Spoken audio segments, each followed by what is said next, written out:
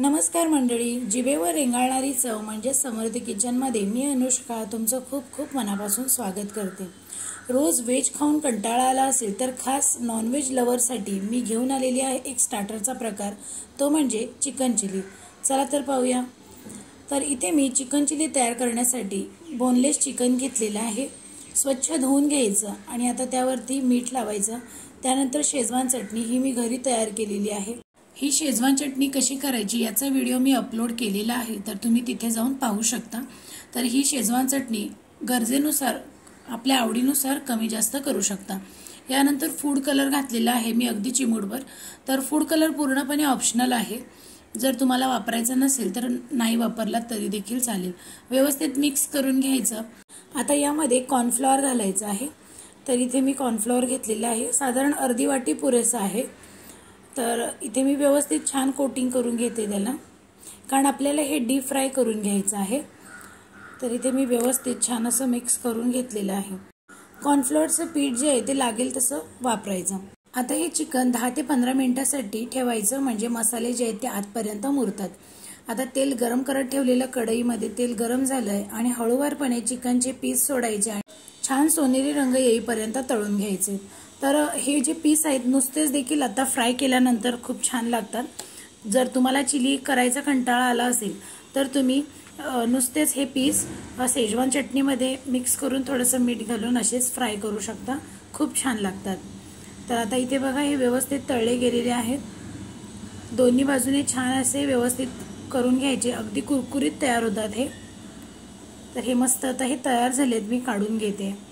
बाहेर आपण जेव्हा हॉटेल किंवा रेस्टॉरंटमध्ये जातो तर तेव्हा हमखास ही मागवली जाणारी डिश आहे, चिकन चिली म्हणा किंवा पनीर चिली म्हणा।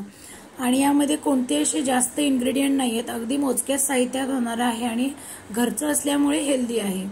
तर इथे बघा व्यवस्थित सगळे जे चिकनचे पीस आहेत मी छान तळून घेतलेले आहेत। आता चिकन चिलीसाठी तडका देऊयात। तर इथे मी कढईमध्ये थोडंसं तेल घेतलेलं आहे, जे चिकनसाठी तळण्यासाठी घेतलेलं तेच घेतलेलं आहे। इथे मी एक कांदा आणि एक शिमला मिरची बारीक चिरून घेतलेली आहे। तर सुरुवातीला शिमला मिरची तेलामध्ये परतून घ्यायची, कारण शिमला मिरचीचा एक उग्र किंवा पंजंट असा एक स्मेल असतो, तो निघून जायला हवा, म्हणून व्यवस्थित आधी 2 ते 3 मिनिटं व्यवस्थित परतून घ्यायची। आता यानंतर यामध्ये चवीपुरतं मीठ घालायचं। मीठ घालताना काळजी घ्यायची, कारण आपण सोया सॉस घालत आहोत, तर सोया सॉसमध्ये मिठाचं प्रमाण असतं। आता यानंतर शेजवान चटणी जी मी घरी तयार केलेली आहे, तर ही आवडीनुसार तिखट तुम्हाला जसं आवडतं त्यानुसार कमी जास्त करू शकता आणि परत एकदा चांगलं परतून घ्यायचं आहे। शिमला मिरची व्यवस्थित शिजली की आता यामध्ये सॉस घालायचा आहे। तर सगळ्यात आधी रेड चिली सॉस घातलेला आहे, यानंतर डार्क सोया सॉस, त्याच्यानंतर टोमॅटो केचप घातलेला आहे। तर साधारण 1-1 चमचे प्रत्येकी घातलेला आहे मी, आणि आता व्यवस्थित परतून घ्यायचं आहे। तर एक अर्धा मिनिट व्यवस्थित परतून घेतल्यानंतर यामध्ये आता बारीक चिरलेला कांदा घालायचा आहे। आता कांदा घालून परत एकदा चांगलं परतून घ्यायचं आहे।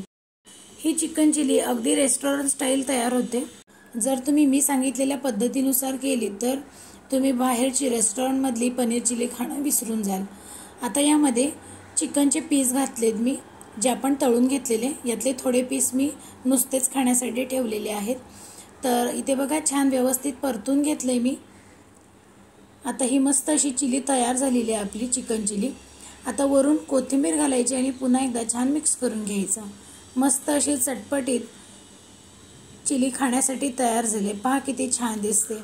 अशाच नवनवीन आणि चटपटीत रेसिपीज पाहण्यासाठी समर्थ किचनला लाईक, शेअर आणि सबस्क्राईब करा। पुन्हा भेटू एका नवीन रेसिपीसह, तोपर्यंत मस्त खा आणि आनंदी रहा। धन्यवाद।